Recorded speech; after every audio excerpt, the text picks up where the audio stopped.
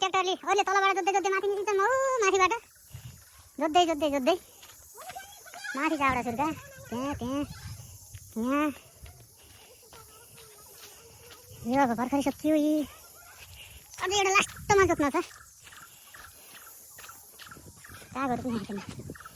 आएको छैन आएको माथिबाट जोड्दै जोड्दै जोड्दै जोड्दै जोड्दै तलबाट जोड्दै जोड्दै जोड्दै जोड्दै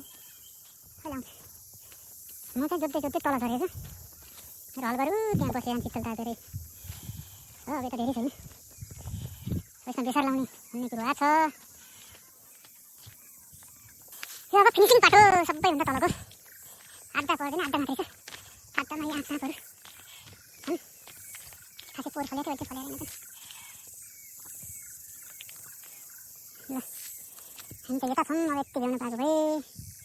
यो वर्षको बारी जोताइ सकिन्थ्यो तल छैन जङ्गल छ पहिला त पाटाहरू सबै बाँचिसक्यो अब झन् बाँकी चाहिँ माथि माथि माथि माथि माथि निस्किन्छ अब मकै छोडेँ म बाँदरले खान्छ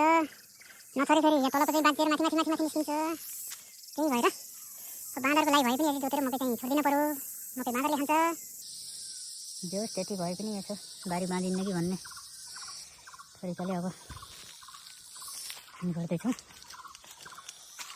गाह्रो छ यो गर्मीमा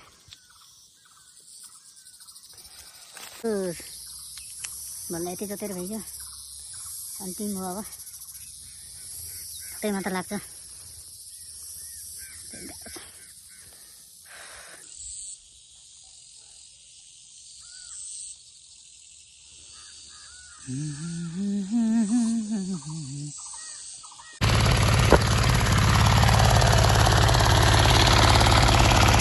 भिरालो बारीमा चाहिँ अलिक गाह्रो हुँदो रहेछ बस्नु ट्र्याक्टर झरी गर्छ तल तल अलिकति धेरै ह्यान्ड पावरको जरुरत भएको महसुस गरेँ मैले फेरि पाटो पनि अप्ठ्यारो रहेछ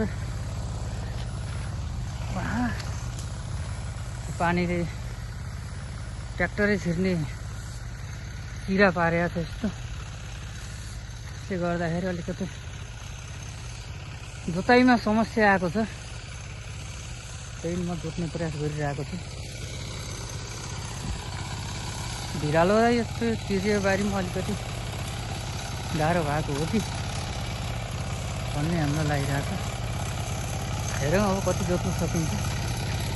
हिँडेसम्म जोत्नु पर्यो नसके छोडिदियो होला हामी त आजको चाहिँ यो अन्तिम पाटो बाँकी थियो यसलाई पनि सकाइयो दुकान सकाइयो सक्नुहुन्छ अप्ठ्यारो निकै अप्ठ्यारो थियो र पनि सफल भइयो बाई।